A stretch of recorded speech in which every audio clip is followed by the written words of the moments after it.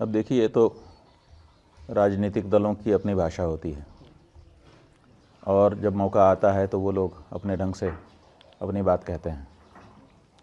लेकिन एक सनातनी होने के नाते, कुंभ में जाकर लौटे हुए अनुभवी होने के नाते और आप चैनलों के माध्यम से परिस्थितियों को देखने समझने के नाते हम क्या कहना चाहेंगे।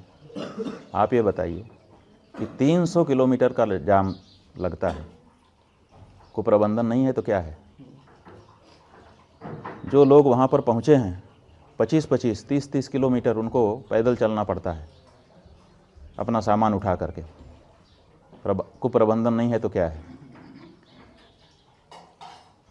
जो वहाँ पर जल स्नान के लिए धारा आ रही है उसमें मल जल मिला हुआ है, गंदे नालों का, स्नान के योग्य उसको वैज्ञानिक लोग नहीं मान रहे हैं और उसी में आप करोड़ों करोड़ लोगों को नहाने के लिए विवश किए हुए हैं। वो अपनी श्रद्धा से नहा रहे हैं, वो अलग बात है, लेकिन आपका तो काम था कि नालों को थोड़े दिन के लिए या तो रोक देते या तो डाइवर्ट कर देते, ताकि कम से कम स्नान के समय शुद्ध जल उनको धारा का मिल सकता। वो नहीं कर पाए तो इसका मतलब क्या है। इसका मतलब है कि कुप्रबंधन है। आपको पहले से पता था, 6 साल पहले से पता था कि 6 साल के बाद कुंभ आएगा, 12 साल के पहले से पता था कि 12 साल के बाद कुंभ आएगा, तो आपने इस बारे में कोई प्रयास क्यों नहीं किए। तो कुप्रबंधन की तो, और इतने सारे लोग मारे गए। जब पहले से पता था कि लोग आएंगे, इतनी ही जगह हमारे पास है, तो उसकी योजना बनाई जानी चाहिए थी कि नहीं बनाई जानी चाहिए थी। तो जब कुप्रबंधन है और उसको कोई कह दे रहा है तो उसमें हम क्या करेंगे। हम किसी का पक्ष विपक्ष नहीं लेंगे, लेकिन जो सच्चाई है वो तो यही है कि आपको पहले से पता है कि ये हो सकता है, तो उसके बारे में आपको कोई ना कोई योजना बना करके रखनी चाहिए। और सरकारें तो एक योजना नहीं बनाती हैं, योजना एक ए, योजना बी, योजना सी, ऐसे 2-3-4 योजनाएं बना करके रखती हैं कि अगर ये गड़बड़ हुआ तो ये वाली, ये नहीं हुआ तो ये। तो आपको कोई योजनाएं बना के रखनी चाहिए थी। आपने कोई योजना नहीं बताई और प्रचार इतना कर दिया, और झूठा प्रचार। 144 साल की तो बात ही झूठी है। तो झूठा प्रचार करके लोगों को आपने आकर्षित कर दिया और आपके पास व्यवस्था थी नहीं। ये बताइए कि जब आपके पास भोजन नहीं है खिलाने के लिए तो आप लोगों को आमंत्रित क्यों कर रहे हो। अब लोग आ जाएंगे, उसके बाद खाएंगे क्या। और आपके पास खिलाने के लिए ना तो भोजन है, ना तो बैठाने के लिए जगह है, और आपने ढिंढोरा पीट दिया कि आइए आइए भंडारा चल रहा है। ऐसा होता है क्या। जितने लोगों की व्यवस्था आप कर सकते हैं उतने लोगों के लिए आप आमंत्रण करिए और उतने लोगों को ठीक से वहाँ पर जो भी किया जाना है करके वापस भेजिए, सुरक्षित आशीर्वाद लीजिए। ये तो ठीक लगता है। क्यों नहीं मुख्यमंत्री जी ने कहा कि हमारे पास इतना एकड़ की ज़मीन है, इतना एकड़ के रास्ते हैं, इतने वाहनों के लिए जगह है, उतने लोग कृपा करके आइए, बाकी लोग मत आइए ताकि अब व्यवस्था न फैल जाए, किसी के प्राण चले जाएं, ये मैं नहीं चाहूँगा। इस बारे में क्यों नहीं सतर्कता बताई गई। लेकिन नहीं किया गया।